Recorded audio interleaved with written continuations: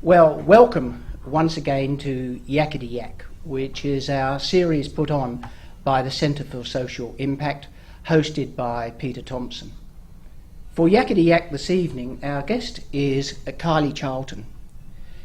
Kylie's initial career goes much to form. That is to say, she went and did a commerce degree in finance and banking. She got a graduate diploma in applied finance. She worked in the areas of commercial and investment banking with ANZ and with NatWest and with Citigroup. And then I think it was around 2003, something started to change. She went to the Said School of Business at Oxford University, and then came out of that and decided to go out on her own to set up a venture capital startup. Again, nothing perhaps too surprising in that, except that the startup was called Unitus. And it was unusual in that it was designed to arrange capital for social enterprises and arrange capital for microfinance partners. And that has been a tremendous success, which we will hear about this evening. A very different course than many of her compatriots who started off in commerce and banking. Kylie is presently the Heloise Waislitz Fellow at Swinburne University of Technology, which is of course one of the three partners of the school, of the Centre for Social Impact, along with Melbourne Business School and the University of New South Wales. I'll now ask Peter and Kylie to come forward for the evening.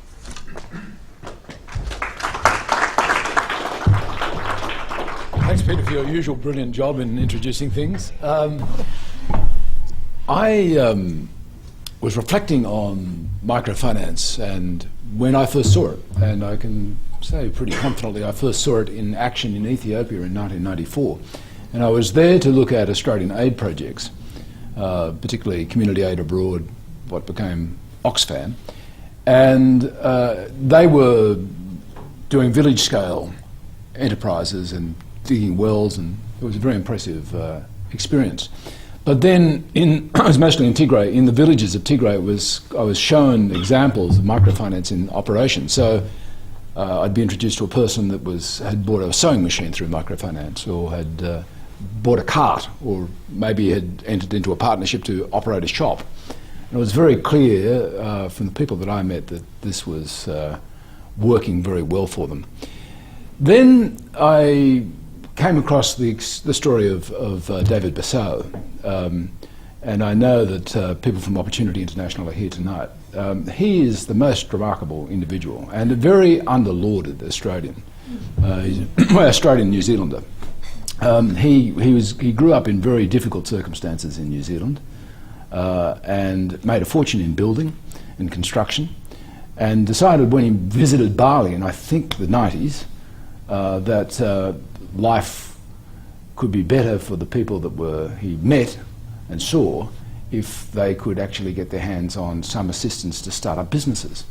And so he began his own microfinance scheme. In 2008, he was made Senior Australian of the Year. And also he's the only social entrepreneur to ever have won, I think it's been running now for 16 years, the Ernst & Young Entrepreneur of the Year.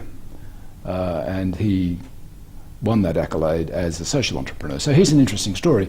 And of course much attention's been paid to the case of Muhammad Yunus with his Nobel Peace Prize award, also working in the area of microfinance. So it is a rich area, but it's an area which Australians don't particularly well understand. I think that the terms social enterprise and microfinance aren't in everyday currency. So that's in a sense where we start tonight. So Kylie, it's great to have you as part of this. An investment banker turns social entrepreneur. I know which one pays the best. So why did you make the leap from a past to a present? Yeah, I mean, I think we can talk about payment in a number of different values. You can talk about financial value, and definitely the investment banking has a high financial value about it. But on the social side, you, I think, lack after 11 years, which is the time I spent investment banking, started to lack a passion towards it and not really wanting to get out of bed to build another toll road or privatise another Victorian asset. So that really led me to the path to explore how could I take the financing skills that I had to doing something which I could be more passionate about, which took me on a long journey, and I suppose provoked in many ways by having had the opportunity to travel and to see extreme poverty in a number of countries that I had been through, and sort of saying, well, we have all this money flowing through the investment banking system or flowing through the capital markets. How can we actually place it besides philanthropic capital into looking at development? And that's really what started the journey. It wasn't an overnight epiphany saying that that's what I wanted to do, but it was just, I think, through years of observation, and also just realising that in Australia, and I'll use a term that the founder of Unitus actually talks about, is being postcode privileged. And we have so much because we were born, we're raised in Australia. I was raised in Canberra. Yet children exactly, born the same day, the same minute as I was born, but born in Kenya or Philippines or India or Indonesia, countries I've worked in, had none of the opportunities that I had simply because they weren't postcode privileged. So was it the transition point taking on this MBA program in the UK? Yeah, so I decided to take a sabbatical from Citigroup, which was the last sort of investment banking position I held, and looked at two options. One was just going and travelling and doing some volunteer work, and the other one was going and study, and I weighed them up, and I think my practical side got the best of me, and I decided to actually go and study, and was accepted into the program at Oxford, and coincidentally that same year the Skoll Centre for Social Entrepreneurship was set up at Oxford, which gave me incredible exposure. So this is Jeff Skoll with funds from Jeff Skoll of eBay. Right? Yeah, exactly right. And I can't remember the amount that he donated to the school, but it was a significant sum of money, and it was an unusual thing because he was an American donating to one of the UK, well, the sort of prestigious UK universities to set something else up in sort of competition maybe to his alumni at Stanford, where he was. And so that really gave me an opportunity to learn so much more and be exposed to what was happening in the world of social entrepreneurship. I already knew a little bit about microfinance before I went. I'd had a friend who'd worked in microfinance, so I'd heard from her about the time she'd spent in the Peace Corps working there, but not a great deal.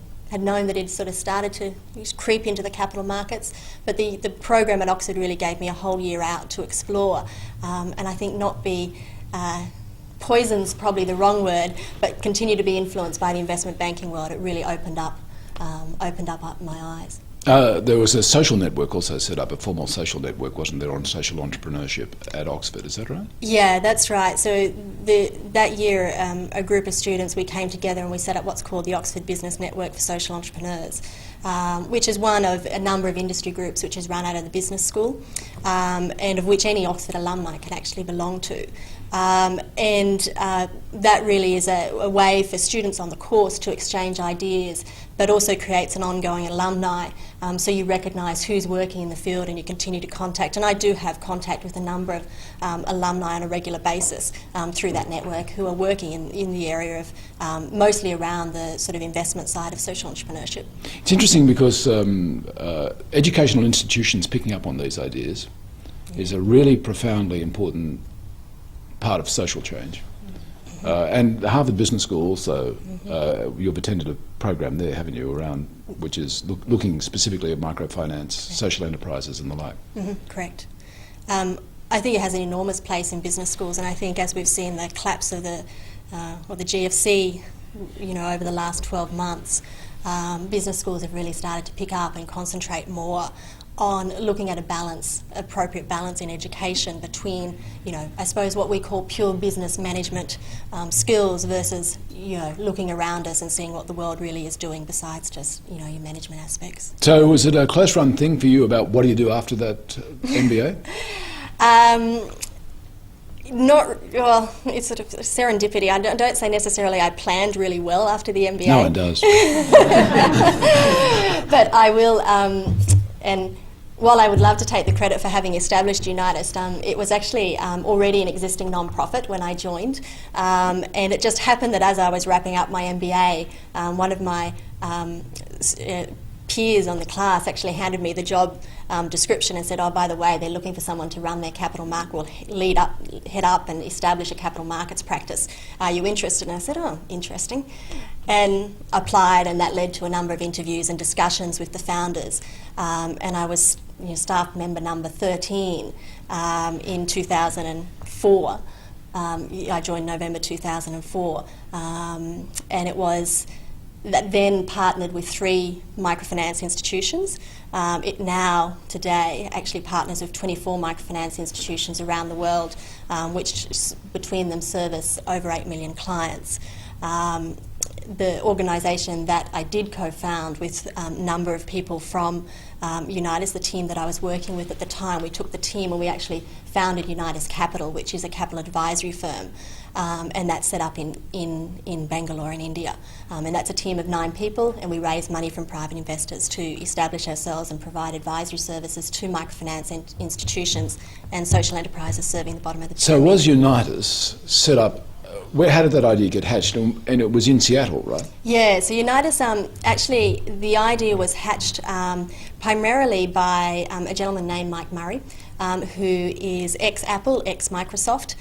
He had happened to meet Muhammad Yunus because he was the only person at Microsoft the day that Muhammad Yunus came. Talking about serendipity. Yeah. And so he was the head of HR, so he was the most senior person around. And Mike, he really has been an incredible inspiration. And so that's how Unitus came together. He saw the work that Muhammad Yunus was doing. He did a trip to Bangladesh, and him and a group of friends had already started to look at what they would do philanthropy. But because Mike specifically came out of the tech industry, had really looked at microfinance after having met Yunus and said, what can we do to scale microfinance? Because why wasn't it scaling like the tech industry had scaled? What was stopping the scaling of the industry? What's the answer to that question? Yes. And so through Unitus and through the work they did, they identified 2 bottlenecks. One was capacity building of institutions, so looking at the management, looking at operational practices as well. Of microfinancing institutions. Of microfinancing institutions itself. Looking at branding, really simple things that we, often as we've had a business education, you take for granted. You take for granted you do strategy, you do your business plans, you do your marketing, you do your branding. But many of the microfinance institutions had been set up as non-profits, and those business practices had not actually been incorporated into their staff. Geographically, where were they? When I first started, we were working in Mexico, Kenya and India. Unitus now works in 7 countries, so in addition it works in Indonesia, Argentina, Philippines, Kenya and Tanzania. With existing microfinance institutions? With existing microfinance institutions. So the model of Unitus, it's sort of 4-pronged. One is to select really high potential institutions. One then is to build capacity in them, to give them access to capital, which was the other bottleneck which was identified. Access to capital was a critical thing. And then to provide them access to a network. Well, what do these institutions look like? What would be a typical one? So they vary from country to country, but I think I'll give you 2 examples of ones that I worked with, and they're quite different organisations. One is SKS Microfinance, which is actually one of the leading microfinance institutions around the world. It's based in India. Unitus started working with it in 2002. It had just over 10,000 clients at that stage, and its strategic plan, I can't remember exactly what it was to increase to, but through the work Unitus did on its strategy, said, oh, well, okay, they were enthused and they would grow actually to 300,000. Their numbers as at the end of May are just over 4 million people. They really have been able to scale and expand right across India, the states of India. They've attracted $50 million in private capital. They're the largest supported venture capital supported microfinance institution in the world. So this was this tiny little institution working with women in one state in India, which has now grown to work, I think it works in 11 states in India, but I could have that wrong, and 4.2 million clients. Did you have anything to do with them? So we, under Unitus, we provided them a guarantee to allow them to start to create access to local banking relationships. And so that guarantee allowed them to actually access capital from Citigroup.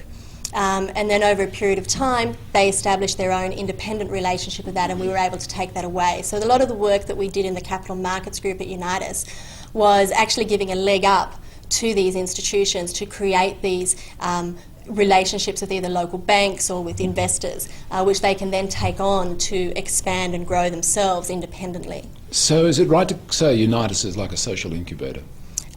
Yeah, you could. Yeah, Unitus terms itself as sort of a social venture model, in terms of looking for high potential institutions, working with them, growing them, providing them key management skills, and then access to capital. In other words, it goes in almost like a quasi-management consultant.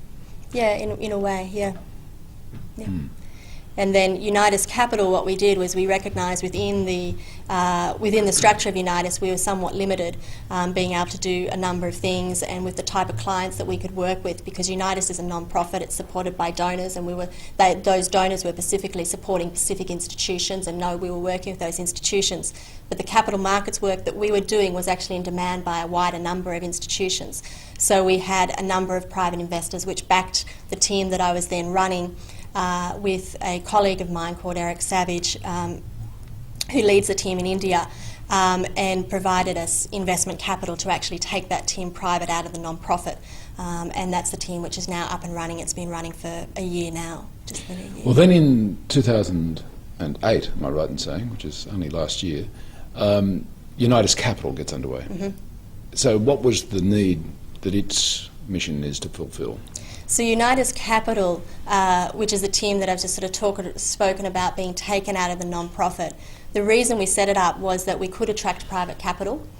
We didn't need to rely on donations anymore. And investment capital. Yeah, investment capital. So this is capital from a number of private investors in the US and in Europe, and we raised just over $5 million for that team. And they are expecting financial return, but they also are very patient investors, and they look for their social return too. So they recognise the work that we are doing in providing access to capital for institutions. So you can think of us as an intermediary or an investment bank for social enterprises, in terms that we connect the microfinance institutions and the social enterprises to different capital sources. Now the difference is, there are numerous differences, but one of them is that the Unitus Capital, the new organisation, is a for-profit. Correct. What's its relationship with Unitus? So Unitus has a shareholding within Unitus Capital. So that's the relationship, and we're an affiliate. We're a strategic affiliate. And the purpose is to basically be an investment fund for people that are so minded to put their money at risk in such an organisation. So Unitus Capital actually isn't an investment fund. We are the financial intermediary. So we have very strong relationships with many investment funds which have been established in microfinance or in social enterprise. Right. And in microfinance, when I started in 2004 working in this area, there was I think there was like 20 odd funds established. There's now over 100 funds working in microfinance around the world.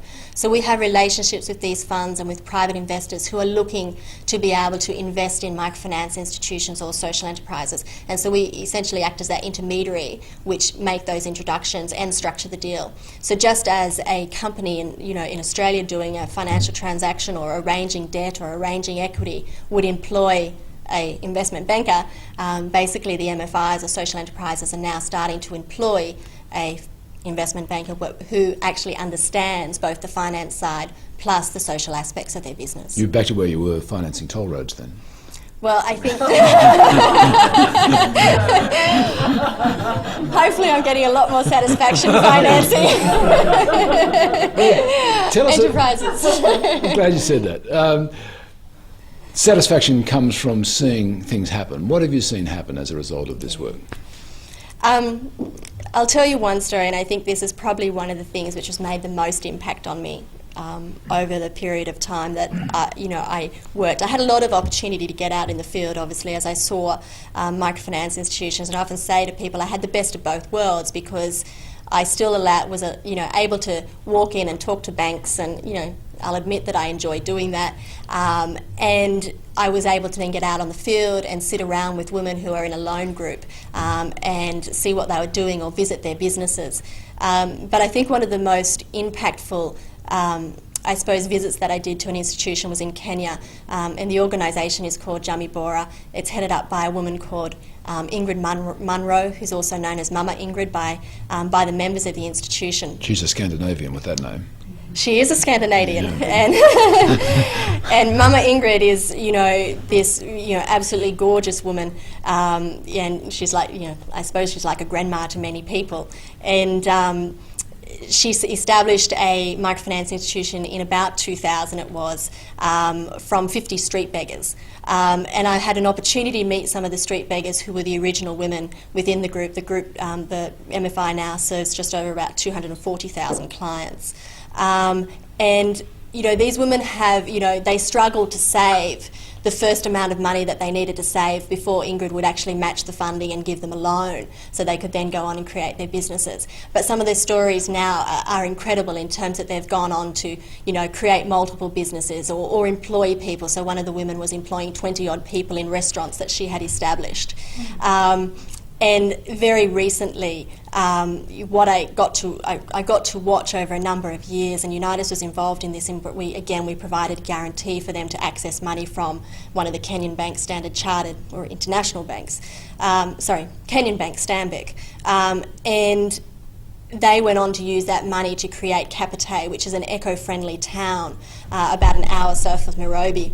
And it will, once it's finished, have 2,000 houses, and the first group of people actually moved into that houses. So the people moving into the houses have come out of the slums in Nairobi, and if anyone's actually had that opportunity to walk through the slums in Nairobi, and then you go out and you see Yakety, you realise it's just the complete differences between them. I went one day and I walked through the slums in Nairobi, and it's this 10-foot by 10-foot shack is the best description that I can give it. You walk through with security guards because it's not safe to go down into the slums as a white person going down. And you then go out to Yakety, and it's on these green lands. The members have created their own businesses to build the building blocks, to build the tiles. And it's a 2-bedroom house, or in some instances a 3-bedroom house. It has running water. It has a toilet.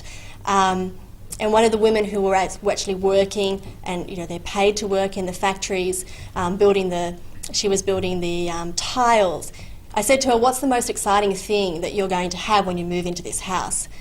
And she said to me, "I'm going to have my own room, my own privacy."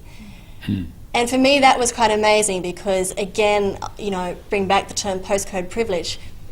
I grew up with my own bedroom. You always expect your own privacy.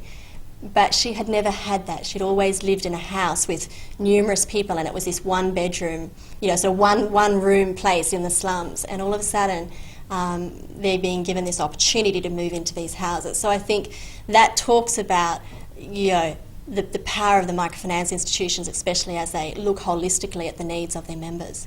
I'll open this up for questions in just a minute. There's a few other things I wanted to talk about, though. Going back to the bigger picture, what change have you seen in the sector in the 6 or 8 years you've been involved? You spoke about bottlenecks before, in terms of scaling it up, in terms of capacity building.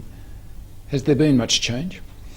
I think there's been enormous change over a period of time, and I alluded to the number of funds which are now working in the area. I think people have really started to realise that alone philanthropy and microfinance cannot solve, isn't sufficient. So we need to establish organisations or MFIs which can actually attract other forms of capital. So that's been a really significant change. The industry's also professionalised enormously over a period of time as well. And when you look at the the well-performing MFIs around the world, they are attracting top talent, and They're attracting MBA students. You may not say are top talent, but depends where they come from. But they do attract, they do attract talent. They're becoming a very viable employment opportunity for people within country, and they also employ enormous amounts of people because they have loan officers as well, which can number in the thousands when you get to large institutions. So I think the key things that I've seen is professionalisation plus this increasing access to capital. We've seen rated paper, we've seen securitisation occur. These are things that in 2000 you wouldn't have actually thought were possible within the industry.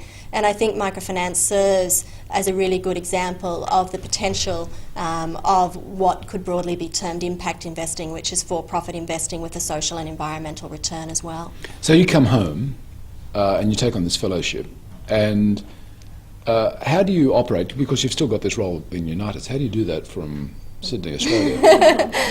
A little bit of juggling, a bit of time on the phone, and a lot of email. So my role at Unitus Capital, obviously now being back in Australia, I work 1 day a week with them around Pacific projects that we are doing, or Pacific transactions, and then the other time I'm spending on the fellowship. I suppose the vision really is that the work that we've done with Unitus Capital and as an intermediary in terms of attracting investors, that potentially there is a very wide audience of investors in Australia that may be interested in starting to participate in not just microfinance but more broadly in the financing of social enterprises around the world. And you see that as different or a subset of ethical investment funds? I think, as we talked about a little bit before, Peter, I see it. I do see it differently, hopefully there's no one in the audience who's actually an ethical fund manager, because I suppose on my cynical side is that most ethical funds are simply screen funds. They take out military, they take out tobacco. Australian ethical funds are struggling now because you've got, the index is nearly sort of driven by BHP and Billiton, yet they can't take it out because of the uranium mining. And so impact investing actually is a very much more proactive and active investment strategy by a fund manager in terms of building and really developing or driving social change. Can you identify a market that exists in Australia for this, or is this still absolutely greenfields? I think in Australia it's very nascent, and having been home only 3 months, I will admit that I'm really at the start of that discovery curve in terms of saying, well, where are the social enterprises domestically that we could start to invest into? I think affordable housing in Australia is probably a really big area that we could actually tap into.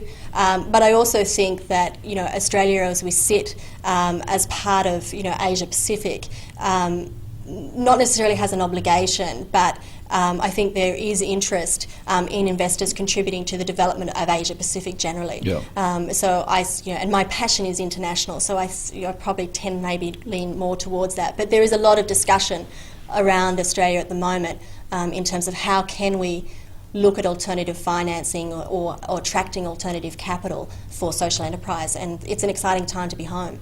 This raises all sorts of questions. So let's deal with that one about affordable housing. That sounds like more than microfinancing. Yeah. Definitely more than microfinancing, affordable housing. And I think that goes into the area of impact investing. It's like, how can you attract funds which can provide and structure them appropriately, which can provide financial returns to investors, but will also provide environmental and social return as well? How can you create vehicles which bring philanthropists together with government, together with private investors? Because when we look around both in Australia and internationally, the social challenges that we have will not be solved by just government or philanthropic funds. So we really need to drive change and look for ways to create what is being termed an emerging industry. And there's definitely a lot of activity happening in the US and Europe, and I hope that we'll start to see it soon in Australia. Do you see a role for government, and the Australian government in particular, around especially the Pacific region, in partnering with social enterprises? I think, for example, of the deal that AusAid has done with the Clinton Foundation. The Clinton Foundation's end of this was to buy cheap to negotiate the purchase of cheap antiretrovirals around AIDS. That was their task, and the Australian government gave $25 million towards that. But the Australian government is very well networked through particularly Asia Pacific. So is that outside the ambit of how you see it happening? No, I think that, and the examples that I would give is a lot of the European banks, or even the US development banks, which is really the equivalent of AusAid in many countries. I mean, yes, Australia is part of ADB, but AusAid is nearly our in-country sort of aid agency, and hopefully I'm not misspeaking here, but I do see that they do have a role in looking both at being, contributing to, directly to aid or directly to contracts which are being done to run different projects in the Asia Pacific region, but potentially to look at an investment strategy as well into the region, which can then actually drive other capital to go in. I think just one point that I'd like to raise, and I think this is really important about the success of impact investing and the success of equity investments in microfinance, is really carefully structured governance and ownership, so that the community of which the microfinance institutions serve actually take benefit in ownership of the institutions. And so SKS, which I spoke about, which is the largest venture-backed microfinance institution, it also is majority owned by its members. So those members are going to share in the financial profits of the organisation. They're going to share in any profits which may come from, sort of public listings, etc. And that's a really critical point that we need to be conscious of as we develop social enterprise in Australia, as to how do you create governance structures and ownership structures to ensure that the community benefits and it's not just investors benefiting it. Well, as Cheryl said, you've been inspirational and it's great that you're back here and talking about this. And I don't think the obstacles to this becoming much more public currency, which is in a sense where we started from, about these sorts of things not being well known in Australia, I don't think the obstacles are Everests. I think they're foothills. So let's put our hands together for Kylie.